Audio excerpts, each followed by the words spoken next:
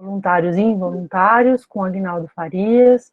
O Aguinaldo, para quem não conhece ou não sabe, se formou em Arquitetura e Urbanismo, fez mestrado em História na Unicamp, doutorado na FAUSP, onde ele leciona como membro do Departamento de História da Arquitetura e Estética do Projeto, no grupo de disciplinas de História da Arte, né? Além de docente, o Aguinaldo é crítico de arte, curador, pesquisador no campo das artes, com ênfase em arte contemporânea, as relações entre arte e arquitetura, estudos culturais e exposições, né?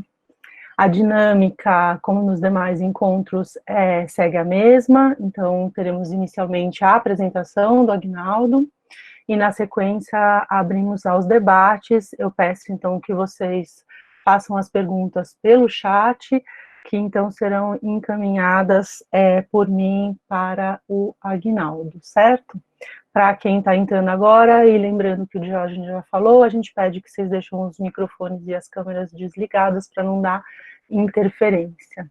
Então, acho que a gente pode começar. Quero agradecer a todos a presença, já aqui muito curiosa pelo que o Aguinaldo vai nos apresentar.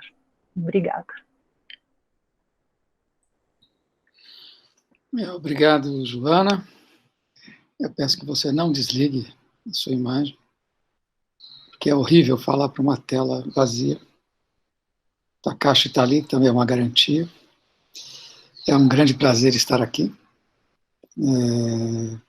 Fiquei muito feliz com o convite, com a sugestão, porque, de fato, como tenho muitos amigos artistas, um dado muito curioso a partir de um certo tempo foi, em contato frequente com eles, vários comentarem: olha, não mudou nada, eu continuo igualzinho, sem ver ninguém, trabalhando o dia inteiro, e inclusive sem essa diferença entre dia da semana e final de semana. Então, eu achei que era oportuno ver como que artistas de diferentes gerações, extrações, linguagens, incluindo aí alguma literatura, mas o foco são as artes visuais, como é que eles lidam, eu não diria apenas com a questão do confinamento, mas com o problema da casa, de um modo geral. Uma vez que eles estão sempre em confinamento, mas um dos alvos da produção, dos alvos frequentes, é a própria casa onde vivem, ou questões relacionadas à casa, os objetos dentro da casa, o ambiente, né, o teatro da casa, o teatro doméstico, os utensílios, como é que isso sugere a diferentes artistas, respostas, no geral, inusitadas, imprevisíveis, algumas insólitas, mas sempre diferenciadas, e eu fiz uma pequena seleção para mostrar para vocês, e depois nós podemos discutir, tá certo? Então, primeiro eu vou cuidar... eu só queria, antes de entrar também, dizer o seguinte: o que há de bom nisso que eu vou falar, que pode ser que não seja nada do que eu vou falar, mas sobre o que eu vou falar, isso eu tenho certeza que é bom, que são esses artistas todos. Quer dizer, o melhor disso eu queria dedicar a uma pessoa. E essa pessoa que eu queria dedicar é a nossa colega Mônica Junqueira, porque é a que mais nos recebe em casa, abre a sua casa, o que é uma coisa linda, generosa, enfim, é muito gostoso ir até lá.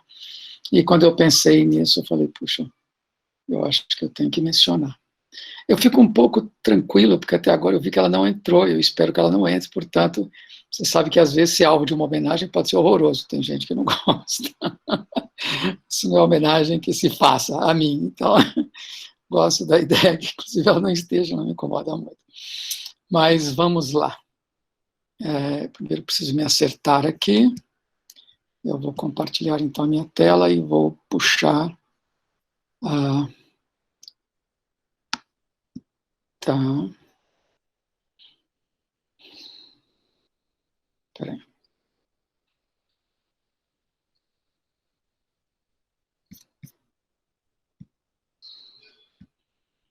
Então, o nome disso seria Vocês estão vendo ainda?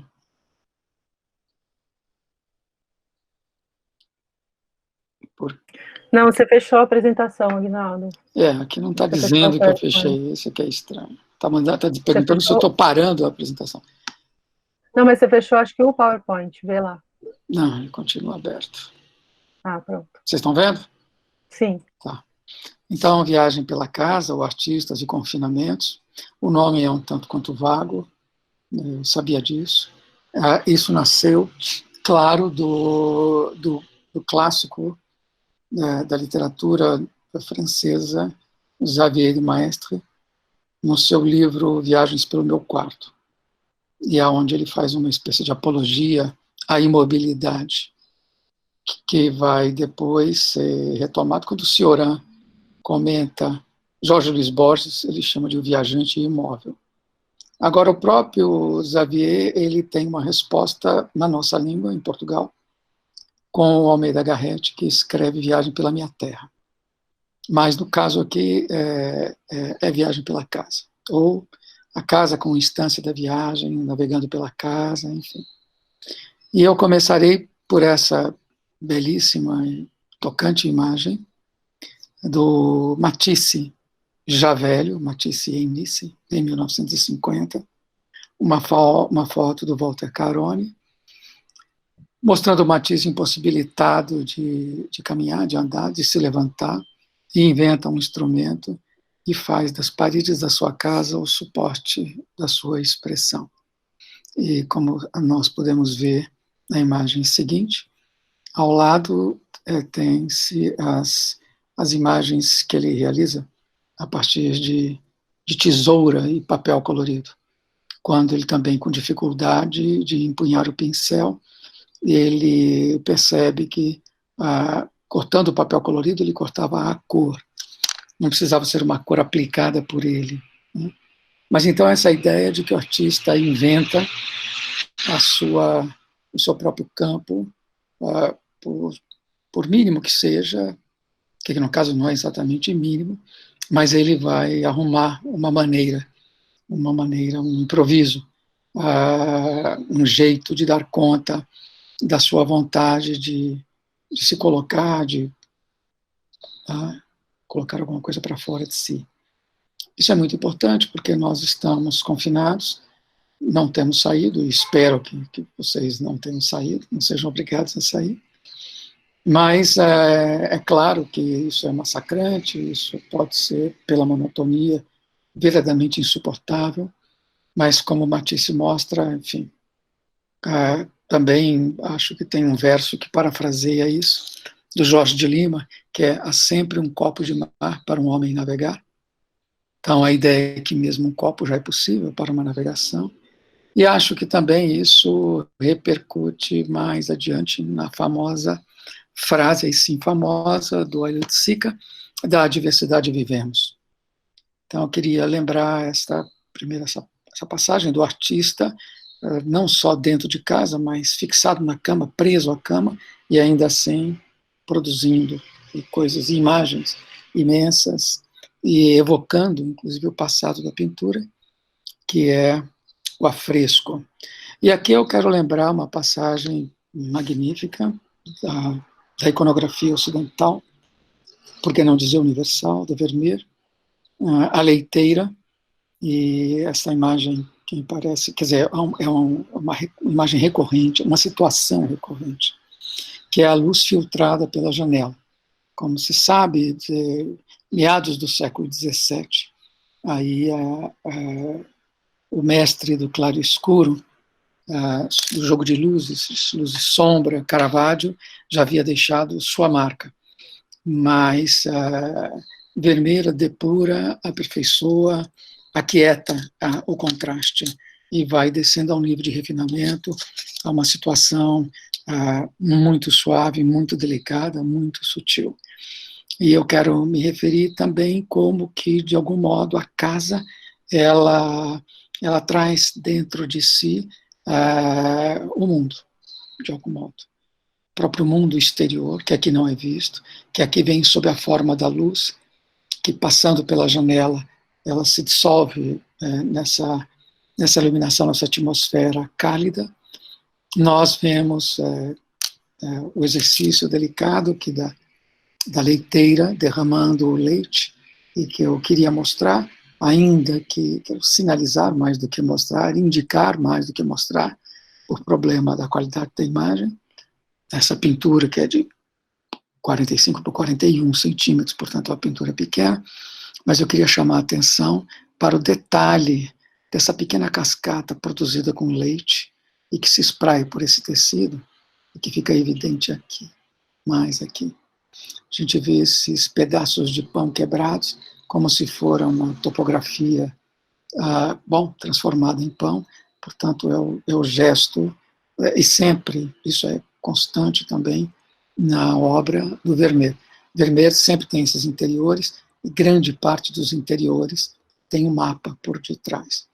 Um mapa, sempre uma referência ao mundo externo, à natureza, mas devidamente contabilizada, mapeada, portanto, traduzida por um plano bidimensional, portanto, e uma espécie de tradução e uma operação cígnica, né? Uma transposição de um estado para o outro estado. Aí, saindo do Vermeer, eu quero começar discutindo o problema da casa, mas o farei por um lindo texto do escritor pernambucano, Osman Lins, que está em Nove Novena, um conto, que é um conto alongado, espichado, Retábulo de Santa Joana Carolina. É só um excerto. Segundo mistério, tem vários mistérios este conto. O primeiro é a casa. Com a árvore e o sol, o primeiro e o mais frequente desenho das crianças. É onde ficam a mesa, a cama e o fogão. As paredes externas e o teto nos resguardam para que não nos dissolvamos na vastidão da terra. E as paredes internas, ao passo que facultam o isolamento, estabelecem ritos, definidas relações entre lugar e ato, demarcando a sala para as refeições e evitando que engendremos os filhos sobre a toalha do almoço. Através das portas, temos acesso ao resto do universo, e dele regressamos. Através das janelas, o contemplamos. Um bando de homens faz uma horda, um exército, um acampamento ou uma expedição, sempre alguma coisa de nostálgico e errante. Um agrupamento de casas faz uma cidade, um marco, um ponto fixo, um aqui, de onde partem caminhos, para onde convergem estradas e ambições, que estaciona ou cresce segundo as próprias forças e será talvez destruída, soterrada, e mesmo assim poderá esplender de sob a terra em silêncio das trevas por vias do seu nome. O texto é de uma incrível beleza, gosto dele inteiro e acho que ele deveria funcionar como uma espécie de guia, né, de luz guia para nós que estudamos e ensinamos arquitetura. Que, enfim, isso concerne logo ao arquê da palavra arquitetura, ao sentido, o que está em jogo na produção de uma casa. Né? A ideia de que a parede e o teto nos resguardam para que não nos dissolvamos na vastidão da terra. A ideia também de que o agrupamento de casas faz uma cidade, um marco, um ponto fixo, um aqui. E que mesmo ela destruída, soterrada, poderá esplender de sob a terra em silêncio das trevas por vias do seu nome. Como nós sabemos de cidades que foram soterradas, cidades que foram alagadas, cidades que desapareceram e que nós vemos alguns resquícios, quando, por exemplo, em O Mal-Estar da Civilização, Freud menciona Roma e fala e pergunta quantas Romas tem debaixo de Roma, e essas Romas antigas, volta e meia aparece, como, por exemplo, Fellini mostra em Roma, né? Numa escavação de um metrô, eles se deparam com uma ruína, com uma casa, né? E que ela mesmo, destruída em silêncio, ela poderá esplender. Então, nada do que foi feito termina por desaparecer por completo. Essa relação da casa, e sobretudo da porta e da janela, que são elementos fundamentais, não é? Pense nos arquitetos que pensaram portas, nas catedrais, como foram pensadas, né? Nos palácios, nas casas simples, enfim, na janela para que serve. Né? E aí eu pensei que o Yannis Cornelis seria um artista importante para retomar essa discussão, porque o Cornelis ele lida com as cavidades de casa. Isso também, nos últimos 40 anos, ele faleceu recentemente, ele vem lidando com cavidades das casas, vale dizer, portas e janelas, basicamente. E ele as fecha, ele as veda. E ele se refere à porta como alguma coisa que tem a nossa medida. Tá? Porta foi feita para nós. Porta tem a ver, então, com esta figura, quer dizer, o umbral, que é também a passagem, é a porosidade, é aonde nós entramos e saímos. Portanto, tem uma relação entre aquilo que é público e a própria intimidade. E ele mostra na própria porta, quer dizer, utilizando buracos, essas portas que ele encontra, que então são ready-mades das instalações que ele faz, nos diversos lugares onde ele expunha, e ele preenche com pedras, e veja que as pedras não são quaisquer pedras, são pedras cortadas. Então, ele está se referindo a um princípio, vai lá, que é um atavismo humano, que é o sentido do empilhamento, da construção, a arquitetura nasce daí. Então, nesta passagem, e daí a ideia do umbral, e pensem, estou me referindo sobretudo aos alunos, me dirigindo a eles sobretudo, pensem em coisas como o Arco do Triunfo, pensem que uma porta não é apenas uma porta, que nada é apenas, que não existe nada trivial. Trivial pode ser a nossa compreensão sobre as coisas, mas todas elas são transcendentes. E do mesmo modo como ele preenche com pedras, ele aqui preenche com livros. Então, também ele preenche com conhecimento. E esse conhecimento, esse empilhamento de livros, esse acúmulo, não é? De matéria impressa, de pensamento, de conhecimento que foi devidamente impresso, como folhas secas, que efetivamente são, fecham esta passagem, mas dão medida e, ao mesmo tempo, do nosso espaço, da nossa conquista, da nossa viagem pelo mundo, recolhendo de pedras a livros, né, e nós vamos buscando as coisas, encontrando referências. Uma preocupação muito recorrente entre os artistas é também a explosão da casa, a abertura da casa, que é esse momento que nós estamos tem esse desejo também do fora. E também porque a casa ela pode ser, no seu fechamento, na sua clausura, ela fica como que impermeável, refratária, e não entra em relação com o resto, com o céu, com a cidade. Sob esse ponto de vista, talvez uma das medidas mais drásticas foi a tirada por Gordon Matta Clark no seu Interceptação Cônica, acontecida, ele a convite da Bienal de Paris, que então existia uma Bienal para os jovens artistas até 45 anos. Ele entra nessa Bienal e vocês veem que é ao lado do Centro Jorge Pompidou, e aqui uma casa que estava sendo destruída, e ele faz uma perfuração cônica, como se algo viesse de fora e abrisse os espaços, e arejasse os espaços, e atravessasse. Há um belíssimo texto do nosso colega Gilles Wisnik sobre a relação entre as pesquisas do Gordon Matta Clark e o trabalho de arquitetos como Jean Nouvel, sobretudo no projeto da Biblioteca Nacional de Paris. Então, é belíssimo esse corte que ele faz. Claro que esse corte, isso é feito à mão, isso aí é madeira, como vocês estão vendo, basicamente. Mas a ideia de uma cunha, a ideia, então, de uma abertura, de um arejamento, não é? Como ao final daquela música que Caetano e Chico cantavam, assim, eu poderia abrir as portas que dão para dentro, percorrer correndo os labirintos em silêncio, até que no final ele fala, mas eu prefiro abrir as janelas para que os insetos entrem. Tá?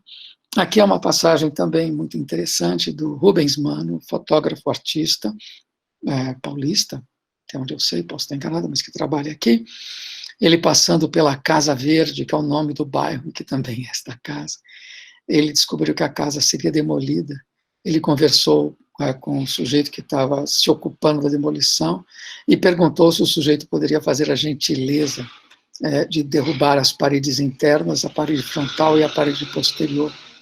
E com isso o sujeito acedeu, fez isso para ele, e com isso ele ganhou um promontório, uma perspectiva, um ponto de vista, um ângulo privilegiado, aonde todo o bairro, a cidade distante, se descortina. Quer dizer, a cidade como sendo o promontório, e aí eu me refiro também a uma crônica magnífica do Rubem Braga, falando da casa navegando, quando ele em Paris, junto com os amigos, numa noite particularmente fria, liga as lareiras, e aí as chaminés da casa, que na verdade é dentro de um prédio, as chaminés são como velas enfumadas, e a casa sai navegando, né, pelo horizonte. O desejo de expulsão, a casa e a vida da casa, a casa regurgitando, fica claro no trabalho do Zé Bichar, numa casa de um assentamento, onde em 2002 nós organizamos o Faxinal das Artes. Isso era um assentamento para operários, que na altura já havia acabado, de uma represa perto.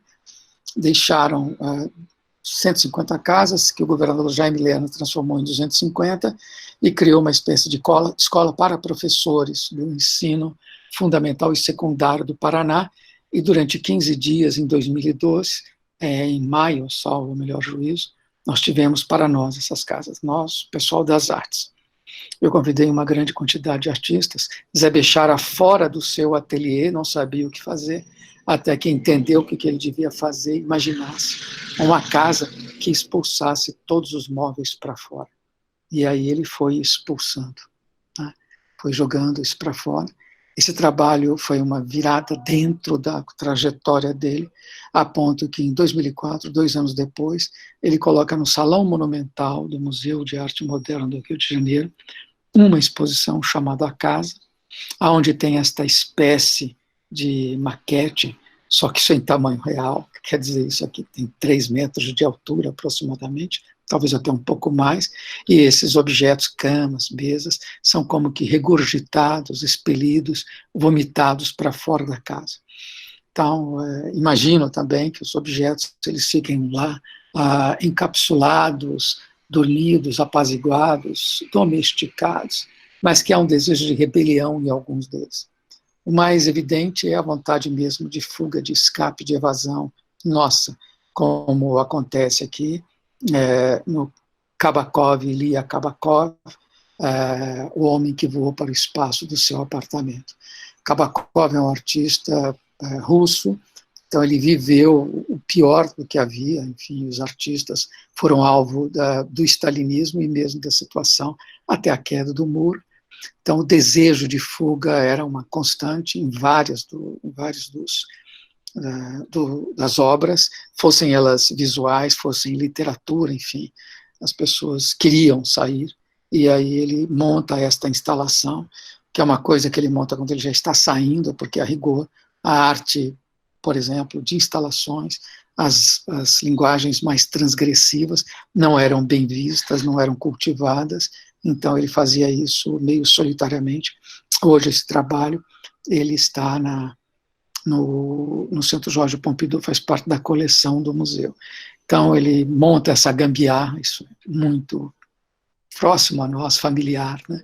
Uma coisa com molas, aonde ele então, fazendo peso, teria um impulsionamento para conseguir cair fora daqui, para conseguir sair, arrumar uma abertura. Eu lembro, inclusive, de um filme francês, russo, que passou, salvo engano, nos anos 90, não lembro agora o nome, deverá ter alguém aqui que lembra disso, em que as pessoas, eram um russo dentro de Paris, e ele saía de Paris e conseguia ir para Moscou por dentro de um armário. Era meio crônica de Nárnia, e eu voltarei sobre as particularidades dos objetos, para que eles servem, o que eles sugerem. Aqui a estrela caída do Sul, também acho deliciosa essa casa estándar, essa casa modelo, essa casa então encaraptada no alto de um condomínio. É como de um prédio mais luxuoso, mais requintado, é como se esse prédio também tivesse expelido uma casa interior e por ser prédio, casas empilhadas no lugar de uma única casa, ele faz numa exposição em San Diego, esse artista coreano, Do Ho-soo, esta casa que ele chama de Estrela Caída.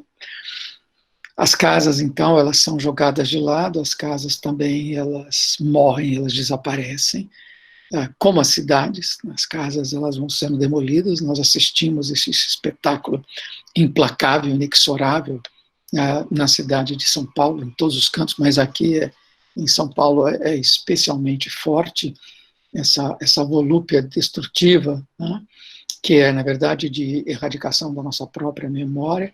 E aí eu lembro de um belo trabalho do Nuno Ramos, que são 3 lamas, são 3 casas, na verdade, a terceira a gente não consegue ver desta imagem, aonde ele recorda 3 casas que ele viveu, a casa da mãe, a casa da avó e a primeira casa que ele morou depois que ele saiu, já casado.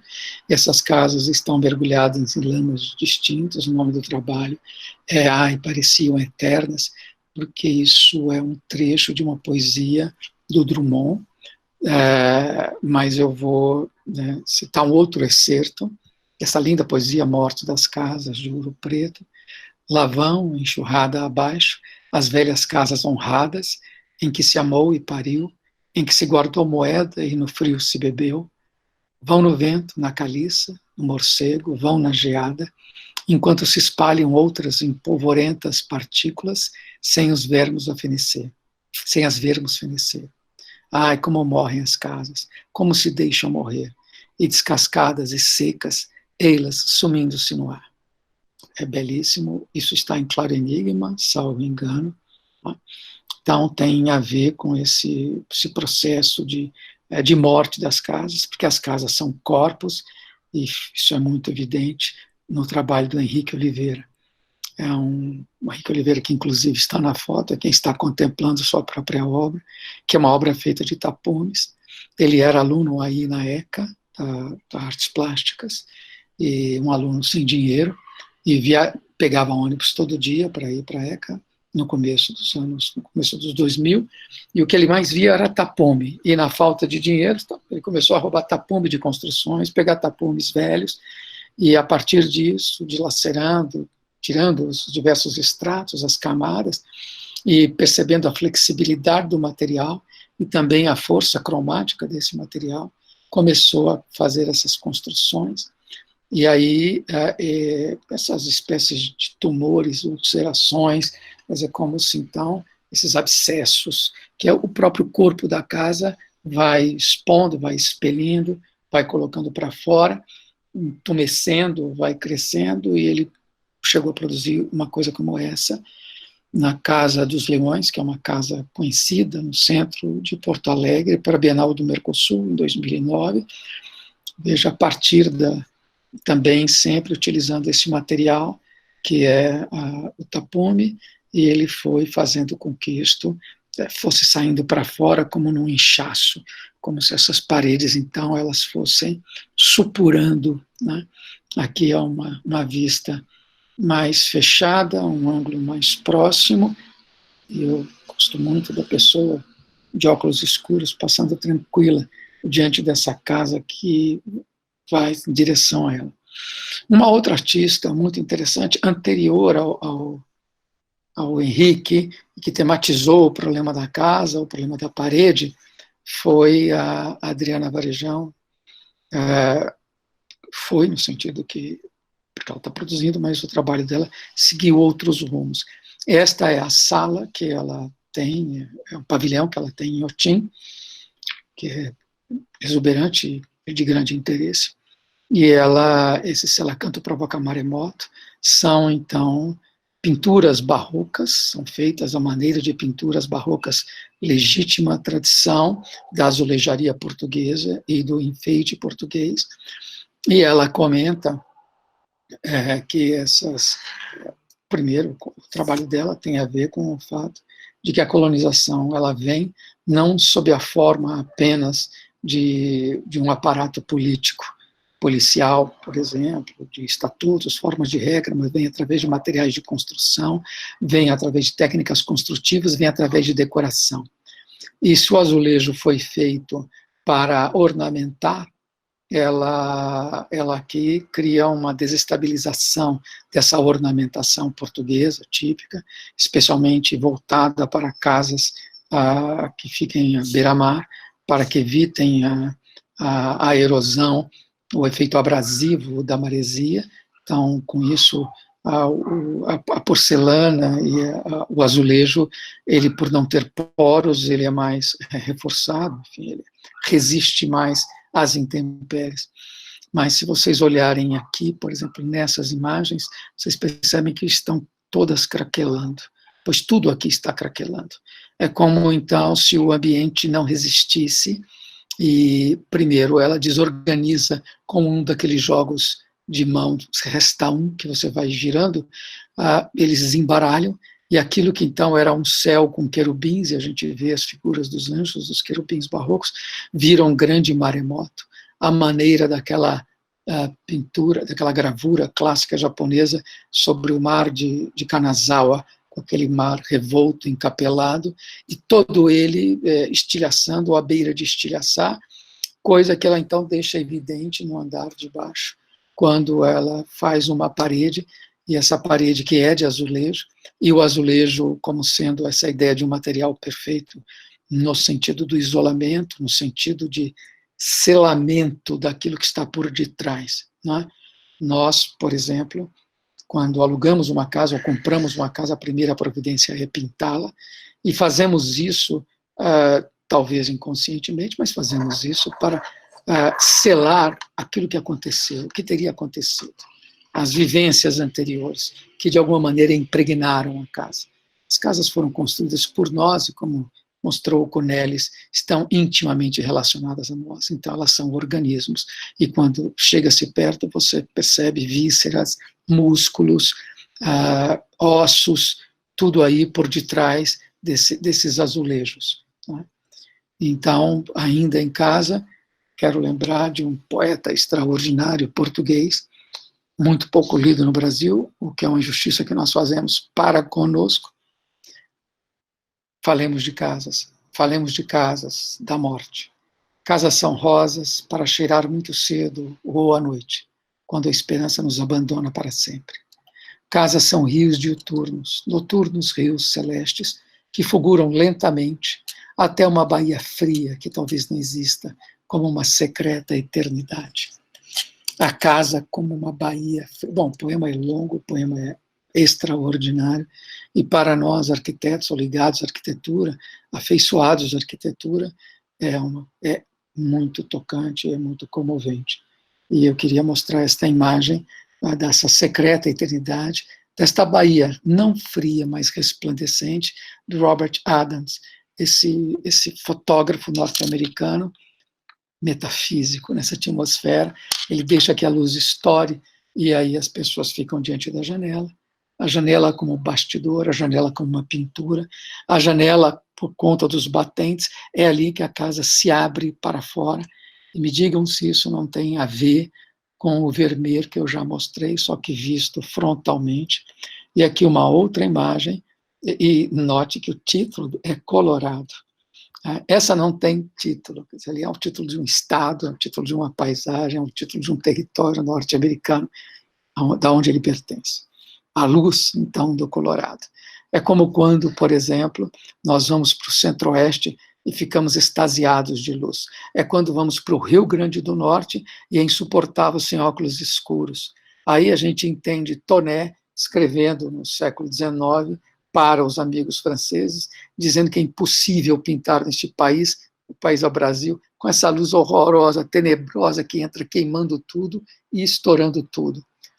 Então, esse Robert Adams consegue, com uma pia inox e uma lâmpada em cima, um lustre, fazer como que um sol, uma pequena paisagem, esse inox das panelas, esse inox da pia e também do equipamento sanitário aqui da torneira, e joy, a ideia de alegria com esse detergente que ele coloca na borda. Então, eu tenho que me lembrar nessa altura do Hopper, puxar para o Edward Hopper como um daqueles aqueles artistas que melhor flagrou a intimidade e também a solidão e também o vazio, a incomunicabilidade e a nossa relação com a paisagem.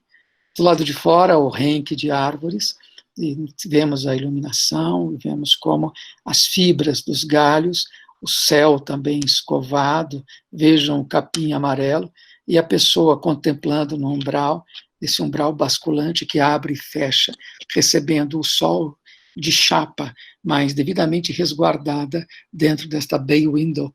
E aí essa outra imagem, essa pessoa pela manhã, com esse sol que lembra o sol crepuscular das pinturas do Giorgio de Chirico, porque as sombras são grandes. E ele fala, de Chirico comentava, das sombras e do mistério das sombras, de como que cada coisa que existe, cada ser que existe, quanto mais forte e mais intensa a luz sobre ela, e a luz seria, bom, pensem no iluminismo, a ideia então de dissolução, de compreensão, bom, quanto mais forte a tentativa de compreensão, mais espessa é a sombra que a coisa solta. E aí, saindo do plano, deste plano, quero remeter a um outro plano, que é o plano aí da memória, do vestígio. Então, eu vou passar por um excerto da última canção do Beco, quando Manuel Bandeira descobre que a sua casa foi destruída, onde ele morava, será destruída. E ele escreve: Beco das minhas tristezas, das minhas perplexidades, mas também dos meus amores, dos meus beijos, dos meus sonhos. Adeus para nunca mais. Vão demolir esta casa, mas meu quarto vai ficar. Não como forma imperfeita neste mundo de aparências. Vai ficar na eternidade, com seus livros, com seus quadros, intacto, suspenso no ar. Como não lembrar de Manuel Bandeira a contemplar a produção recente do Do Rosso, o mesmo daquela casa caída, encarapitada. Estas casas que ele faz em seda, que ele faz em tecido leve. E é uma casa tradicional da arquitetura coreana, e que existe como memória, que ele pendura nessa espécie de varal, e ela fica flutuando, você pode entrar nesse espaço por debaixo. Ela é sutilíssima e suscetível. Quer dizer, o ar-condicionado, o deslocamento do seu corpo é suficiente para fazê-la com que ela se mova. Então ela fica como um fantasma, animando o ambiente. Note isso dentro da casa. Nossa, que lindo. É espetacular. E aí ele faz com arame, então tem uma estrutura aramada, e por aqui vocês veem que tem outra casa dentro. Então é quando a gente olha, por exemplo, a FAO e pensa que essa construção é tão majestática, imponente, e também ostensiva na sua materialidade de concreto, isso já foi uma turfa, isso já foi um terreno alagadiço, isso já foi outra coisa, porque debaixo da história tem mais história, espessura de história.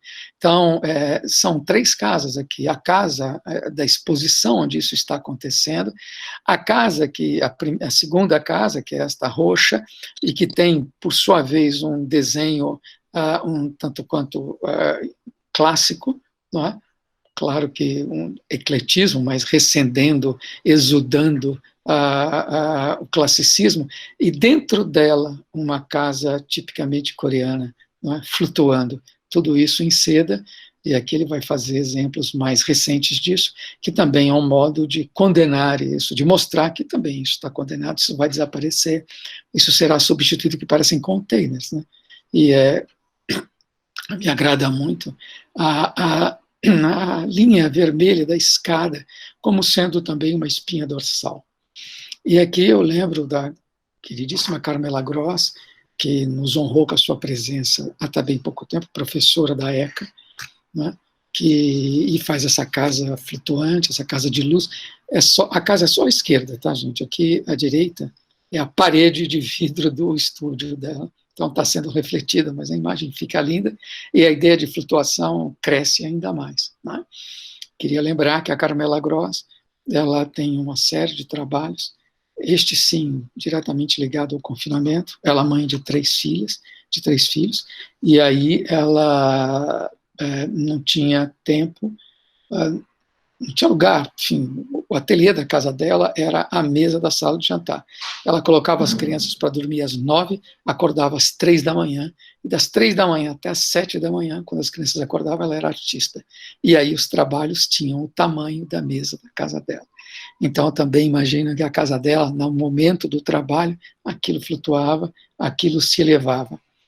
Chego numa outra visão, e aí para ingressar mais nos objetos, é um texto da Clarice Lispector, O Amor, daqui eu trago também o excerto.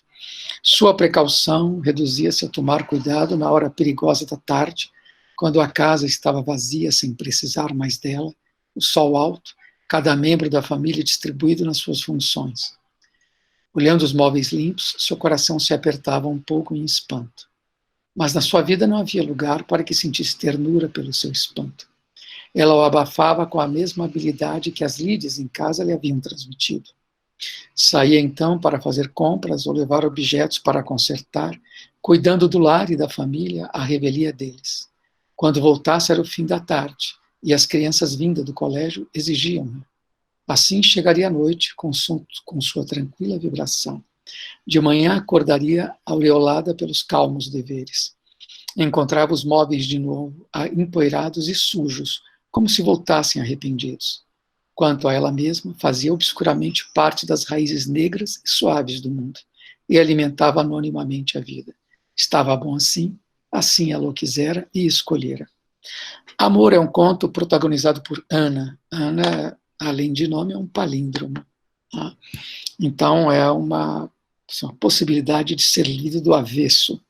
Como a própria palavra amor, que é outro palíndromo que dá Roma, que dá o nome de uma cidade. Eu imagino Clarice Lispector, porque dizem os que a conheceram, que era muito comum ela escrever na sala com a máquina de escrever sobre o colo, brigando com o filho, discutindo com a empregada, enfim, fazendo tudo e ao mesmo tempo produzindo. E Ana, ela tem essa relação, ela conta antes desse excerto que chega no final do dia, quando a sombra dos objetos crescia, a hora perigosa da tarde, né, os objetos voltavam-se para ela como que ameaçadores, mas de manhã eles estavam empoeirados e sujos, como se voltassem arrependidos. Os objetos estão vivos. Como escreveu Roland Barthes, o objeto é a assinatura do homem no mundo. Não existe objeto trivial, comecei meio dizendo isso. Victor Grippo, por exemplo, mesas de trabalho e reflexão. Mesa não só é de trabalho e reflexão, mesa é onde se come, mesa onde se encontra. Mesa nada mais é, ou talvez, diante de uma mesa, em torno de uma mesa, você tem evocado a figura da clareira ancestral, em torno do fogo, aqui Grippo, o artista argentino, que o fogo está representado pela lâmpada incandescente, abrindo um cone de luz, que é o palco onde as pessoas, então, se organizam, a arena onde elas se encontram, onde os ressentimentos, as bocas raivosas mastigando, como eu lerei daqui a pouco, no Trevisan comenta. E ele pede a amigos escritores argentinos que escrevam textos sobre a mesa.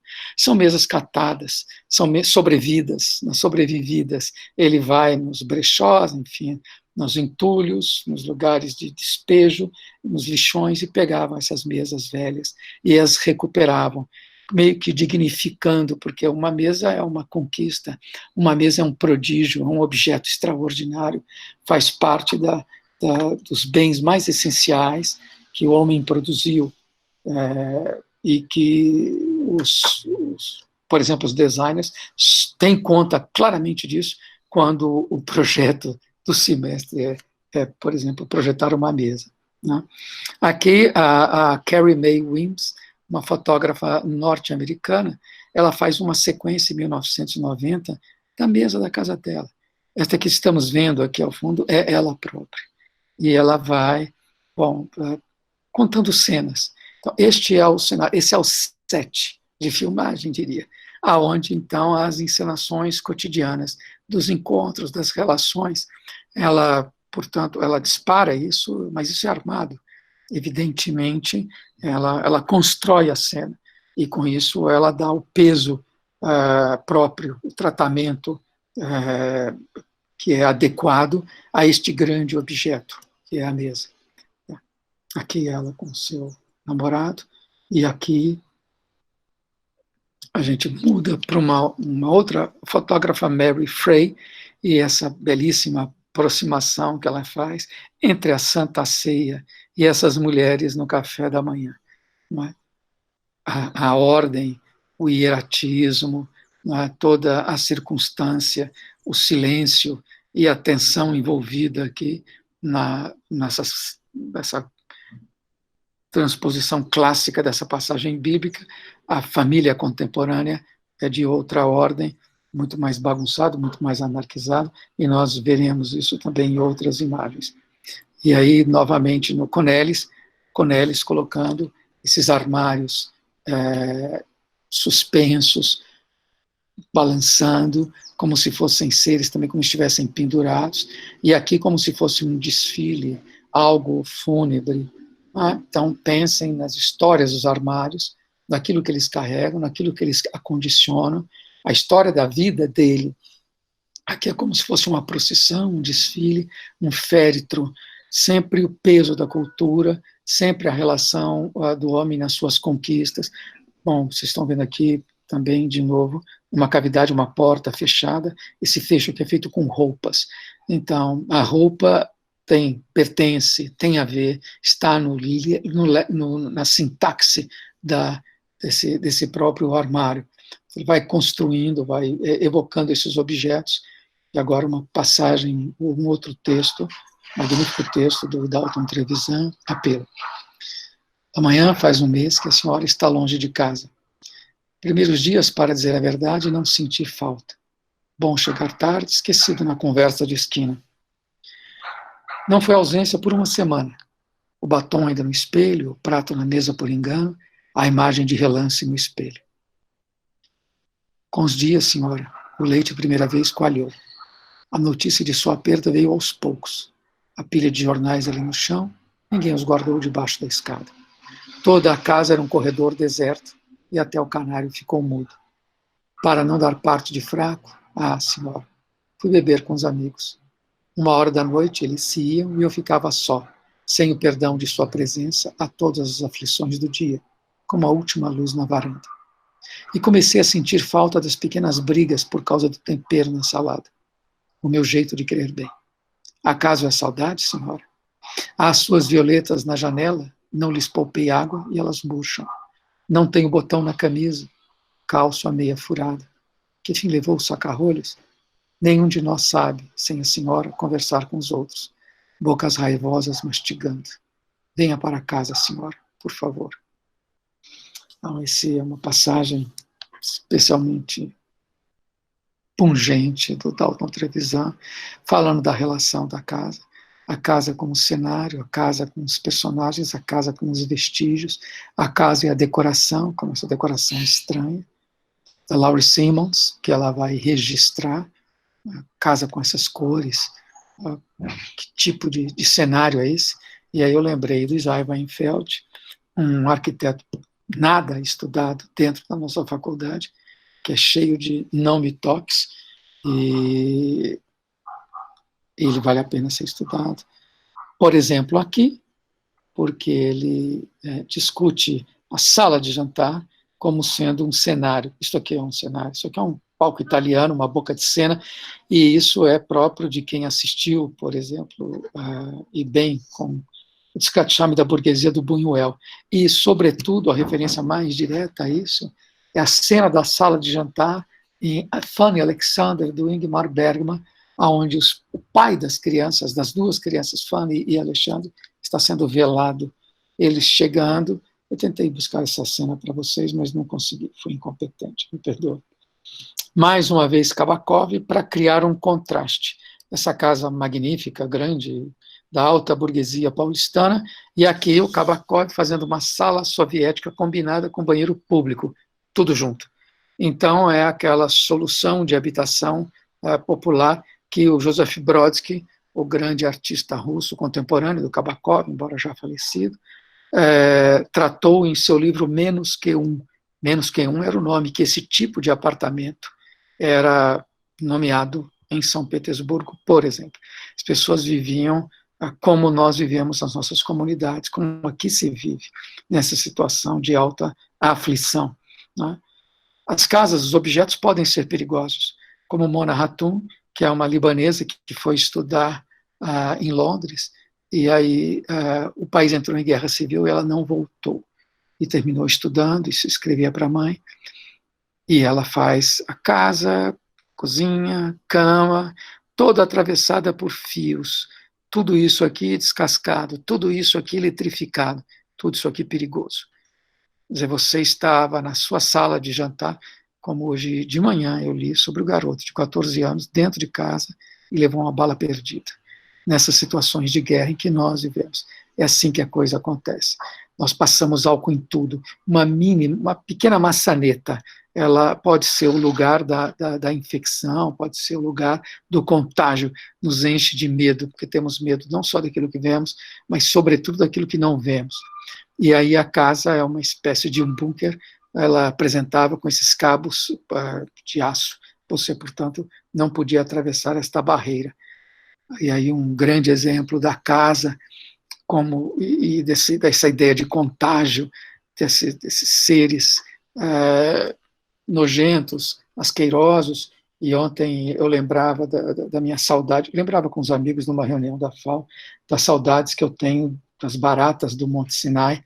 Aí eu não podia deixar de trazer aqui para vocês a Regina Silveira, não só o pano de mesa, o ambiente todo, mas toda a porcelana, né, o jogo, o serviço de chá, café, pratos, tudo cheio de baratas, moscas, besouros, taturanas e outros bichos repulsivos. Essa lembrança do quarto, eu serei um pouco, vou acelerar um pouco, não estou longe do final, mas não quero abusar da paciência de vocês, que já estão sendo muito generosos. O quarto destruído do Jeff Wall, você vê essa situação, e ele é um dos questionadores da fotografia como documento, fotografia como registro, e porque você olha para isso e fala, não é possível um desarranjo desta ordem. E aí os objetos, todos eles, abandonam as suas dobras, os seus nichos onde ficam acomodados, e aí eles vêm para fora, são expulsos, embaraçados, são dilacerados, esgarçados, rasgados, desventrados, a própria parede como que em carne viva, e ironicamente, no alto, no cimo dessa diagonal de destruição, como um epicentro, essa delicada bailarina. Isso, como ele mesmo admite, reconhece, cita a fonte, vem do Delacroix, A Morte de Sardanápalo, essa pintura monumental, onde Sardanápalo, tendo o seu reino cercado pelos inimigos e antecipando a sua própria morte, resolve matar todos os seu harém, seus cavalos, tudo que ele era seu. Então, isso chegou no Ocidente como assim, o que aconteceu, esse incêndio, como teria sido isso, essa cascata de sangue, e a cascata evidente aqui, esses rolos de vermelho que vão descendo. Peço perdão pela imagem, foi que eu pude arrumar, porque ela está muito, né? E lembrem-se que isso tem 3,90 metros por quase 5 de largura, portanto, isso é tamanho natural, e aqui, placidamente assistindo essa mortandade, o Sardanápalo implacável, né, esperando a sua própria morte. Claro que numa esfera muito mais doméstica, Doug Dubois fala da irmã Liz, né, e aí a casa bagunçada e esse movimento desencontrado dela também. Tudo aqui é movimento, tudo aqui é desmando, tudo aqui é desorganização, tem um caos que é próprio de um organismo vivo, né?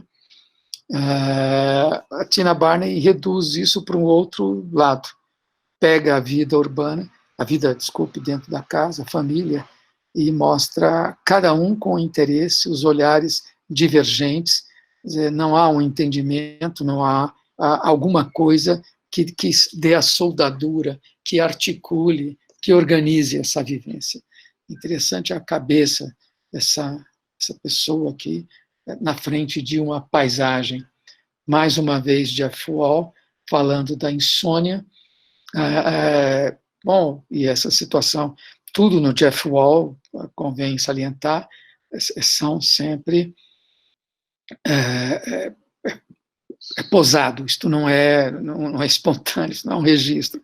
Então, é a partir de atores, a partir de situações que ele vai criando, como se fosse um set de filmagem, como se alguma coisa, e por isso mesmo é enigmática. Né? E acho que o enigma atravessa tudo isso que eu mostrei para vocês, e é por isso que interessa, por isso que se trata de arte, porque tem um componente enigmático, e esse forte componente enigmático está não só nessa pessoa que está aí debaixo, é literal, é levado ao paroxismo, o tormento da insônia, mas essas portas entreabertas, também, e essa coloração rebaixada, esse frio que é dado, que é opressivo, essa atmosfera que é opressiva, não tem nada de quente. E aí, falando também do teatro interior, Cindy Sherman fala, parte de vocês conhecem isso, é uma sequência que no final dos anos 70, ela chama de estilos cinematográficos. Estilo cinematográfico é a foto que se faz no interior de uma filmagem, portanto, é quase que o congelamento de uma cena, né? É como se ela estivesse contando, e ela está efetivamente se inspirando em filmes, né, na cinematografia dos anos 50, dos anos 60, dos anos 70, e ela está se referindo aos papéis que as mulheres, e que o cinema veicula, os papéis femininos. Né? Então ela faz dezenas de fotos, sempre autorretrato, sempre ela, nunca é ela, sempre ela encarnando alguém, como aqui uma dona de casa, as voltas com a compra.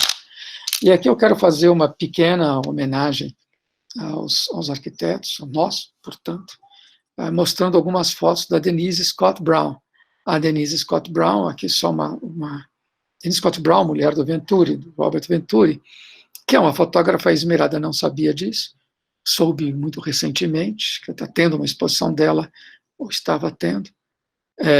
E aqui a relação das pessoas e como é que a roupagem das pessoas termina pegando elementos que são do externo, são da cidade, e a casa, por sua vez, assim como as roupas, vai incorporando elementos externos. E, bom, o divertido aqui é que esta é a casa dela com Venturi, né?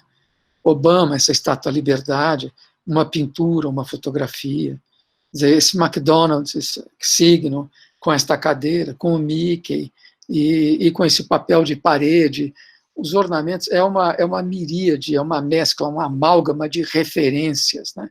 A própria complexidade e contradição aludida por Venturi está dentro da casa deles. Né? Como aqui, que você vai enxergar, por exemplo, uma tela que provavelmente é da nova pintura, nova objetividade, lá da nova figuração, digo, dos anos 60. Não localizei ao certo, né? Mas você tem aqui muitas referências entrecruzadas, começando pelo Batman e Robin, que estão aqui nas almofadas, figurando, protagonizando a cena. Né? Então, esses exemplos, e eu acho que tem mais, vou fechar nas imagens, porque eu vou fechar com um pequeno poema. O Philip Lorca de Cortia, Sérgio Itotti. Sérgio, provavelmente, é este que olha para nós, né, que acusa a nossa presença, que nos fotografa num truque que vem, quer dizer, num efeito que remonta a Velázquez, né, nas meninas. Velázquez lidando com espelhos, retomado por Manet. Enfim, essa é uma discussão longa dentro da história da pintura. Né? Claro que isso é anterior, mas penso no Velázquez em particular. Né? E o Philippe de Corte acusa a nossa presença, a maneira de Manet, com aquelas figuras no balcão, né? Ele nos fotografa e você percebe que nós estamos sendo fotografados agora, e a pessoa que está ao lado dele, possivelmente Totti, está olhando para uma televisão. Então, nós nos despejamos para dentro das imagens, sucessivamente, e há um progresso sem fim, enquanto as imagens despejam sobre nós. Aqui é uma reciprocidade, tá certo? Nós somos alvo, então nós também somos imagem, em algum momento, para eles. Vou fechar com o Drummond, com esta poesia que também chama-se Liquidação, curta, mas é estupenda. A casa foi vendida com todas as lembranças, todos os móveis, todos os pesadelos, todos os pecados cometidos ou em vias de cometer. A casa foi vendida com seu bater de portas, seu vento encanado, sua vista do mundo, seus imponderáveis, por 20 contos. Quer dizer, o que é uma casa, em última análise? Quer dizer, uma casa é um universo, uma casa é uma coisa extraordinária.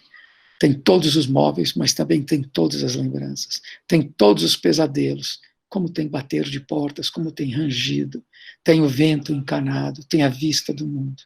Tudo isso por 20 contos, seja lá o que isso signifique, não paga uma casa. Uma casa é muito mais que isso.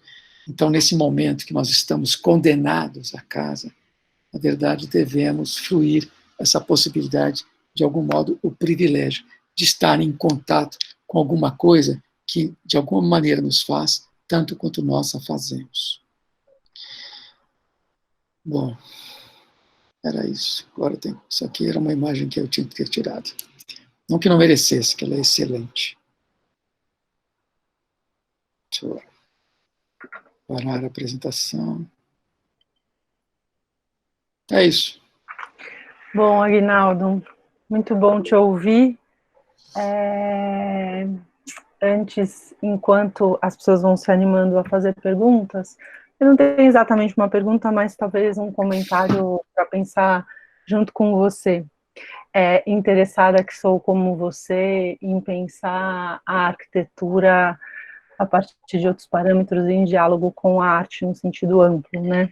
O Adrian Gorelick, há uns anos atrás, deu uma entrevista em que ele dizia que ele se aproximava, né, da arte, da literatura, da fotografia, da pintura e tal, para pensar a cidade, né, e para pensar a história da cidade, para pensar também a ação sobre a cidade. E ele enfatizava nessa entrevista que a literatura, a fotografia, enfim, as artes em geral, né, não deviam ser pensadas como um simples documento ou como a comprovação daquilo que já se sabe da história, da sociologia ou o que quer que fosse, né? Mas que a literatura, a pintura, a fotografia, as artes em geral faziam com que a gente pudesse voltar à cidade e voltar à arquitetura com outros olhos e, a partir disso, pensar com elas, né? O que é um jeito muito diferente. Então, é muito legal ver o percurso que você fez nesse sentido, porque pensando no seu caminho aqui, né, eu acho que o que você nos trouxe faz com que nós, daí, pensando arquitetos e comprometidos com a formação, né, de arquitetos e urbanistas, lembremos que a casa está sempre em relação com a cidade, o interior está sempre em relação com o exterior, essas duas esferas, elas estão sempre interagindo, né, de maneiras as mais diversas, como você mostrou, que a casa e a arquitetura, elas são muito além da materialidade, muito além da pura funcionalidade, elas são atravessadas por elementos que têm história, que nos fazem reconhecer uma porta, uma janela, uma cobertura, uma casa, uma mesa, uma cadeira e assim por diante, que as coisas são o que elas são a sua construção, mas também são a sua memória, né? São as lembranças que temos dela,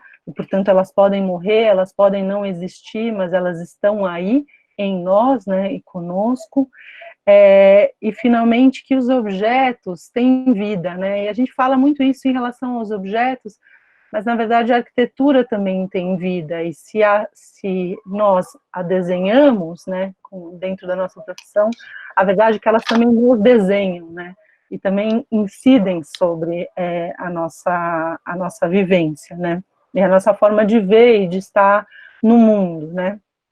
Então, muito interessante quando você falou um pouco sobre a Carmela, né, e a experiência dela em casa como artista e com os filhos, e daí levou e chegou na Clarice, que comenta um pouco também essa mesma situação por meio, né, da literatura e uma relação muito específica com aqueles objetos que estão a cercando, e esse último fotógrafo e essa última foto que você nos trouxe, né. Então, é muito legal como você, aí, nesse percurso, chegou finalmente na Denise Scott Brown e na produção, né, dela e do marido, cujo nome esqueci, olha que bom, vai ver que a gente está evoluindo. Como ele chama? Venturi, Robert Venturi. Robert Venturi. Normalmente a gente esquece o nome das esposas, né, esqueci o nome da esposa. É Robert Venturi. Fez muito bem. Foi sem querer. Porque eles estão comentando isso, né? Aquela altura do campeonato, né? Ficaremos restritos à pura objetividade, à pura racionalidade, à pura funcionalidade, né? Ficaremos mais pobres para pensar a arquitetura e para pensar a cidade, né? Então, muito bom ouvi-lo, assim, nesse sentido, e pensar, a partir de todos os exemplos, tudo o que a gente pode fazer, né? E tudo sobre o que a gente pode pensar. Na verdade, eu não sei de onde tiraram que a arquitetura seria só funcionalidade. Quer dizer, eu sei bem de onde tiraram. Agora, admirável que se tenha acreditado nesta conversa, né? Acreditado, é inacreditável e exasperante que não se pense no aspecto psicológico, simbólico, que não pense, por exemplo, o Hugo Segal fez aqui eu vou dar inclusive um esclarecimento a ele, que eu acho importante. Ele falou, se tivesse o desvio para o vermelho do Cildo, o desvio para o vermelho estava dentro, assim como vários outros estavam. E eu tive que tirar, porque eu fui reduzir, coisa e tal. E ele entraria justamente depois do Fanny Alexander, porque o Bergman tem um filme dedicado ao vermelho, né? E esse filme dedicado ao vermelho, que é o Gritos e Sussurros, é em volta de uma pessoa que está morrendo. E é terrível, é terrível. Bom, então eu peço desculpas, porque vários outros trabalhos eu não consegui incluir. Mas isso já leva à discussão aí que você está falando, o vermelho. Eu lembro do Guimarães Rosa em Miguelin, que a descrição da situação, do Mutum, onde ele vivia, era um lugar muito lindo, entre morro e morro, e lá chove muito. Era o ponto de vista de uma criança míope que ele foi. Quer dizer, como é que é o espaço para um míope? Como é que é um espaço se você está com dor de cabeça? Como é que é um espaço, Cecildo Meirelles, por exemplo, que ele fez um espaço onde você entrava, você via uma vela ao fundo e tinha um cheiro de gás, que, como se sabe, é um cheiro adicionado. Mas quando você entrava, sentia o cheiro de gás e via a vela, você falava, bom, isso vai explodir. Então, e aí eu mostrei ali, quando o Jeff Wall, por exemplo, naquela tonalidade, naquele tipo de cor, naquelas janelas entreabertas e coisa e tal. Incrível que se reduza a arquitetura à funcionalidade. É impressionante que não se perceba a dimensão, bom, o teatro doméstico, para dizer assim, para usar essa nomenclatura, tá? Nesse ponto, o Gorelick é mais uma pessoa que insiste nisso, mas nós, por outro lado, resistimos a acreditar. A maneira como a gente aborda a arquitetura termina sendo bom, pedestre, em última análise, superficial, epitelial, não é? Não há como. Sobretudo, as artes são vistas como ilustrações de tese, de determinadas hipóteses, determinadas teorias. E, frequentemente, uma das conversas que eu tenho com os meus alunos, particularmente de pós-graduação, Joana, é alertá-los para eles, chamá-los a atenção para o fato de que Velázquez não leu o Michel Foucault da Palavras e as Coisas para produzir As Meninas, mas aconteceu o contrário. E que o Merleau-Ponty não foi lido pelo Cézanne, mas o que aconteceu é o contrário.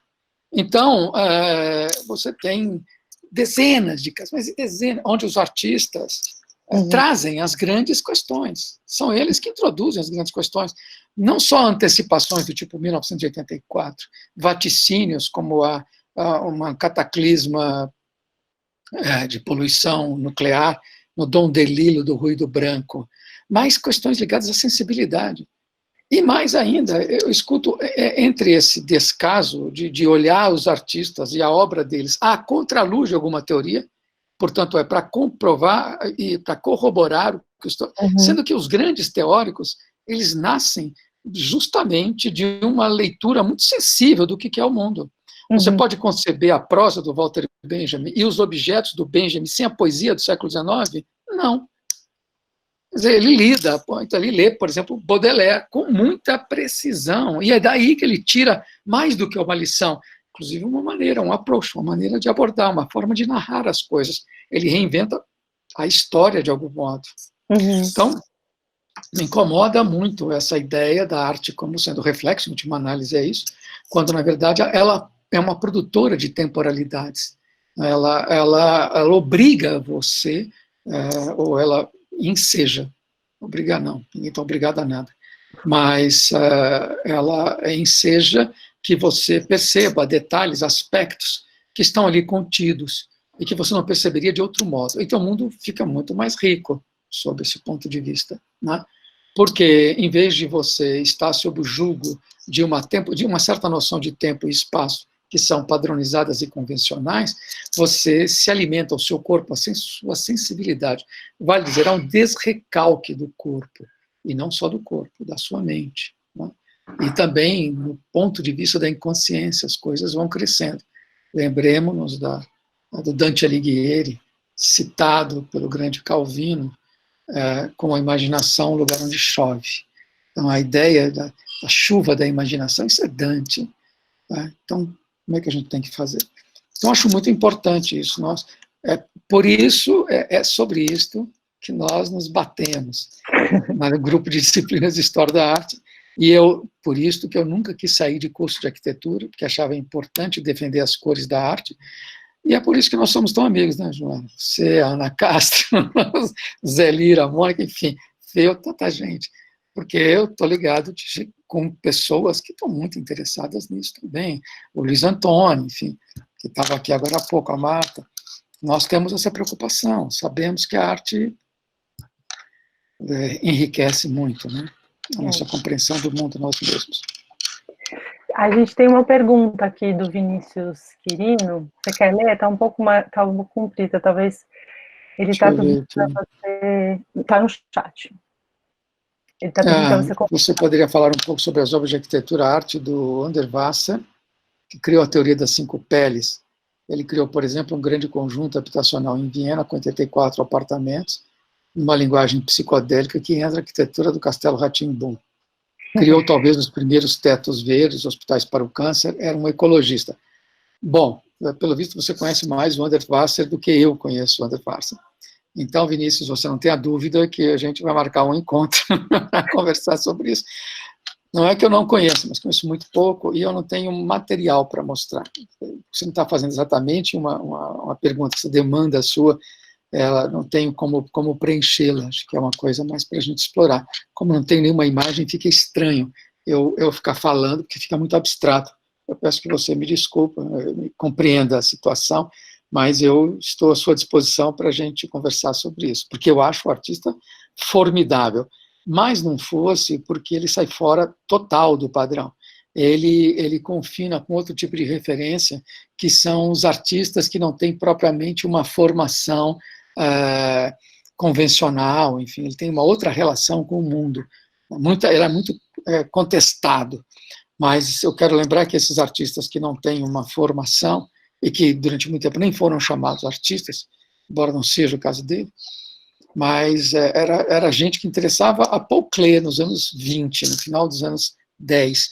Então isso tem uma genealogia muito grande. E ele faz instalações, isso que você fala são verdadeiras instalações, numa época que ninguém estava conjecturando em coisas como essa, talvez com a exceção do Kurt Witters, com seus Meersbaus, que era uma obra que ele vivia dentro, que era a casa dele, né? O Luiz está te fazendo uma pergunta também. Os retratos da casa Chegou são aqui? Está lá no final. Os retratos das casas são mais reais que as casas concretas. Olha, são e não são.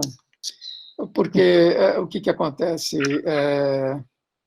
Sabe aquela poesia do Fernando Pessoa, quando ele fala que o Tejo é mais belo que o rio que corre pela minha aldeia, e ele termina dizendo que quem está ao pé do Tejo termina não vendo o rio, termina vendo as naus, a memória das naus, a conquista e coisa e tal.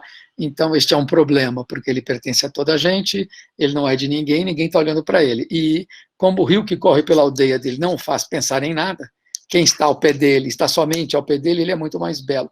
Então, eu acho que certas fotografias esclarecem, como algumas dessas que eu mostrei, esclarecem determinados aspectos que faz com que nós voltemos para as casas e tenhamos uma relação com ela que não seja essa relação pragmática, porque esse é o problema, sabe? Eu citei aqui o Júlio Cortázar, não citei, né? Eu não citei, então vou citar agora pela primeira vez, no preâmbulo, no preâmbulo às instruções, mas quando ele fala em estranhas ocupações, que está no História de Cronópolis e de Famas. Ele fala assim, para combater essa horrível tendência à consecução, à realização, à consecução de coisas úteis, né, como reação ao pragmatismo, meu amigo aconselha que você pegue um fio de cabelo, dê um nó, jogue pela torneira, ligue a torneira e passe imediatamente a procurar. Bom, o que ele está falando com isso? Nós passamos pelo mundo fazendo coisas úteis. E porque o que é a utilidade? O que é esse funcionalismo? É não ver o que acontece no meio do caminho. Portanto, não há nenhuma concretude nisso. Assim, basicamente, nós caminhamos com vendas nos olhos, ou com aquelas viseiras que os cavalos que você coloca, para que eles não se dispersem, né? Rodrigo Simões, poderia falar um pouco sobre de onde vem a ideia de que a arquitetura deveria ser apenas funcional, utilitária? Não, isso é uma redução. Não vou nem pôr a culpa no Le Corbusier, que ele não tem culpa disso. Ele fala da questão funcional, mas o funcionalismo terminou virando uma doutrina. Assim, a metabolização da discussão sobre o funcionalismo, a incorporação, a naturalização, levou a essa redução completamente idiota sobre o que é uma casa. Então, eu lembro, por exemplo, aqui tem que ter uma janela, e a janela tem que ter, e tem que ter uma certa abertura, porque tem que entrar um quantum de luz. E aí você compra uma Sasazaki e está resolvida, entendeu? Então, eu lembro que quando eu entrei, quando entrei na faculdade de arquitetura, tinha aquela bíblia da arquitetura que era de padrões, sabe? Altura de uma pia, tamanho de uma mesa, tamanho de uma quadra, esqueci o nome disso, que os alunos compravam logo no primeiro ano. Eu resistia a isso, porque eu achava isso é a miséria total da arquitetura. Mas isso é o fim de tudo, não é? E quando você vê a discussão do Le Corbusier, absolutamente não se trata disso. Ele começa a discutir, por exemplo, a promenade. Ele começa a janela horizontal e a relação disso com o horizonte que está em torno. Tem uma discussão que é de uma sutileza, e fora que a própria definição de arquitetura dele, você não falou do Le Corbusier, e eu que invoquei, eu já estou pedindo desculpas pela eventual incompreensão daquilo que eu pretendi dizer, e daquilo que eu disse, mas não pretendia dizer, né? Ele vai definir como o jogo sábio e correto dos volumes sob a luz do sol. Ora, que definição de arquitetura, cadê a funcionalidade nisso? Se você for ver o Pierre-Louis de Nervi, que é um arquiteto que eu gosto muito, arquiteturas são grandes coberturas. O que você faz lá dentro, poxa, aí não importa. Quando você entra numa casa do Scarpa, você vê isso. Quando você entra no Aldo Rossi, de todos os matizes, os grandes arquitetos nunca reduziram a arquitetura a isso. Mas quem reduziu foram as escolas de arquitetura. Isso sim. Então, a coisa assim, tem que pôr uma porta aí. Agora, quem é a porta? O que é a porta? Se você leu o Osman Lins, você percebeu que porta é uma coisa muito séria. E aí você percebe que o Vila Nova Artigas tem uma noção de porta muitíssimo interessante, que você pode discordar, mas o conceito é que ele não vai morrer, é maravilhoso. Então é disso que nós estamos precisando, discussões conceituais. Eu lembro de um debate que teve sobre um pintor aqui na Bienal, um pintor que eu gosto muito, belga, Jean-Luc Toymans. Ele fala assim, olha, é o seguinte, eu para fazer uma pintura posso demorar 2 dias, agora para decidir o que eu vou pintar eu posso demorar 6 meses, é isso que leva tempo. A técnica eu aprendi, sei fazer, coisa e tal, muito que bem. E na decisão do que vou fazer, posso inclusive reorientar a minha técnica. Então, acho que no afã de tentar resolver o problema do diploma em 5 anos, nós somos muito paternalistas e estamos malbaratando a arquitetura. Posso dizer isso da FAO, mas sinto isso no ensino corrente que tem por aí. A nossa escola é, de alguma maneira, um respiro. Né? Você tem muita gente boa e a grandiosidade dela é também a diversidade dela, isso facilita. O Eduardo Costa tem uma pergunta aqui também interessante, ó. Ele fala que a casa, em certa medida, assume lugar de exibição pública do privado e, ao mesmo tempo, a fotografia nasce como um instrumento de dominação de um outro, um ato colonial por excelência. Em que medida podemos falar que fotografar o interior da nossa casa, o nosso privado, e exibir essa fotografia em fóruns públicos é um ato de dominação do outro? Olha, primeiro que esse ato, eu não sei se concordo com a sua tese, assim, eu acho ela muito drástica, você está demonizando a fotografia. Pode ser que você não tenha querido fazer isso, até porque se eu acabei de falar que a gente fala, e isso eu aprendi com o T.S. Eliot, a gente aprende com quem dá. Ele começava uma palestra dizendo assim, antes de mais nada, eu quero pedir desculpas por aquilo que eu fui entendido, mas que eu não quis absolutamente dizer. Mas não tem jeito, porque tem o jogo da recepção, não é? Então, eu gosto muito da fotografia, na verdade. Eu não sei se é um ato colonial, gostaria de saber qual é essa sua referência. Embora tenha isso, eu entendo. Entendo que, por exemplo, do ato agressivo de entrar em determinados lugares e sair fotografando. Agora, quando você vê o trabalho da Cláudia Andujar, ela invade, ela não propriamente invade, ela se aproxima, ela pede licença, ela termina entrando e ela mora, vive entre eles, convive, é reconhecida como um deles. Por quê? Porque nós podemos ser reconhecidos como um dos outros. Sabe, é levar a tese oswaldiana. Eu me interesso por tudo aquilo que não é meu, e com isso eu sou a minha capacidade de respeitar, de ver. Se você lê o livro dos grandes viajantes, como Paul Theroux, como Bruce Chatwin, como Geoff Dyer, um interesse, um respeito, um amor pelo outro. Paul Theroux pega trem, ele não vai a pé porque é velho, mas não pega carro, e menos ainda avião, ele quer o contato com as pessoas. Tem uma beleza muito grande nisso. Então, eu acho que quando, por exemplo, a Cláudia Andujar faz uma foto de um menino índio que sobre ele está atravessado de luz, e ele está dizendo o que ele está vendo. Essa pessoa é uma pessoa, que eu diria assim, traduzindo, abençoada.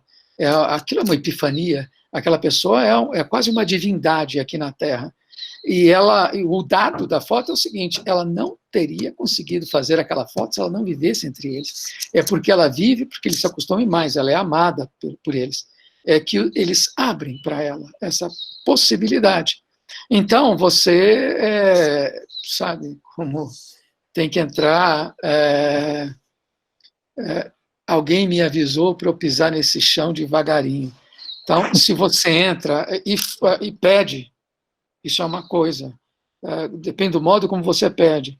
E também, muitas dessas fotos que eu mostrei são fotos do interior de casas dos próprios fotógrafos.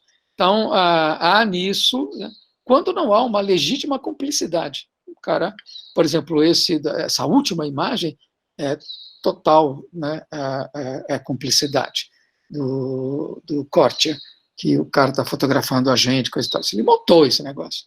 Tá? Então, mas, enfim, paixão total pela fotografia,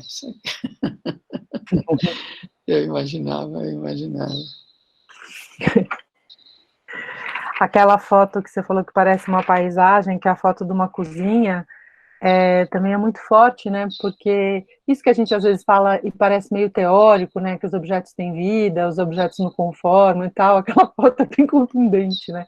Porque ela é quase uma afirmação, tem gente aí, né? Talvez esse seja você lembra do Guimarães Rosa, acho que no Grande Sertão, quando ele fala de objetos mal intencionados? Tem facas que são criminosas. Já aí tem, sei lá, a minha Bialete, com que eu faço café o dia inteiro, 4 vezes ao dia, é amorosa, sabe? É de uma delicadeza. A gente se dá super bem. Eu converso com ela, e aí, sabe? Você tem poltronas em casa. Então, quando eu fui assistir A Bela e a Fera, eu estava completamente, concordo com tudo aquilo. Chaleiras, xícaras, esses bichos tudo vivo, sabe? Foram feitos mais no, sabe, a primeira lição de materialismo dialético, trabalho humano objetivado e natureza negada. Então, nós estamos nos objetos, estamos nas coisas, mas não fosse, eles estão aí por nossa causa. Então, quando o outro pega as pedras e mostra que não são pedras quaisquer, o outro é o Cornelius, são pedras que já são, de alguma maneira, lapidadas, cortadas.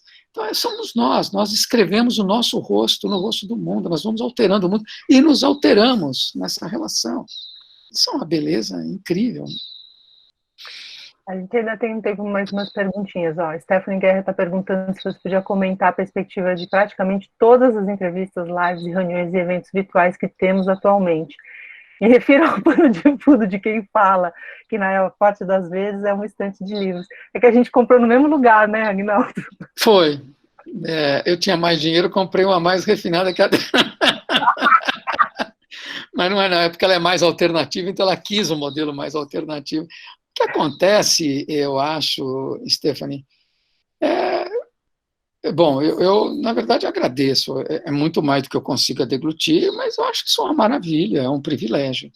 E acontece esse pano de fundo, porque, no geral, você não foi minha aluna, acho, mas uma das primeiras coisas que eu falo em sala de aula, e falo, tá, para valer, é de verdade, eu falo assim, vocês não pensem que eu vou contar para vocês alguma coisa original. Eu nunca tive alguma ideia. A única coisa que eu tenho é repertório. Eu li as pessoas certas, ou pelo menos que são certas. Então, eu sou uma espécie de boneco de ventríloco. Eu uso as pessoas para falar. Então, isto posto, é por isso que, inclusive, nas minhas aulas, eu dou as referências de onde eu tiro as minhas ideias, que eu acho que é um dever de honestidade intelectual. Agora, então, essas pessoas que estão falando, na verdade, timbram pela mesma situação que eu, em última análise. Enfim, tem grande diálogo. Você sabe que eu fui viajar e quando voltei eu fiz uma mudança. E fazia 4 meses que eu não via os meus livros, 5 meses. Aí, quando eu tirei os livros da caixa, eram os meus amigos. Então, assim, pô, que felicidade. E quando eu não encontro um livro, eu fico alucinado. Eu fico... Tanto é que eu tenho uma praga para gente que empresta livro de mim, porque eu empresto livro e não me devolve. Aí eu jogo uma praga. Não vou dizer qual é, mas... Vinícius, você está fazendo uma pergunta muito difícil, de novo, né? É o mesmo Vinícius? É o Vinícius. Como o senhor imagina que será a cidade pós-pandemia? Eu acho que não haverá propriamente cidade pós... quer dizer, haverá uma cidade pós-pandemia, nunca será mais a mesma. Então, a pandemia estará entre nós. Eu acho que nós estamos muito mais paranoicos, cuidadosos e inventando modos de comunicação. Se estaremos mais, parece-me, mais solidários, e uma coisa muito importante para mim, por exemplo, quando a primeira aula que eu tive, quarentena, a minha felicidade de reencontrar, ainda que virtualmente, os alunos, então, que eu acho que é uma felicidade dos meus colegas, espero que dos alunos também, mas acho que isso mostra que essa cidade futura, você está falando que eu sou um otimista, sou um otimista, eu sou professor porque eu sou otimista, né? Eu acredito que as coisas possam melhorar, e um professor é um novidadeiro. Vocês não viram a aula que eu vi da Joana com a Ana Castro na pós-graduação, primeiro dia.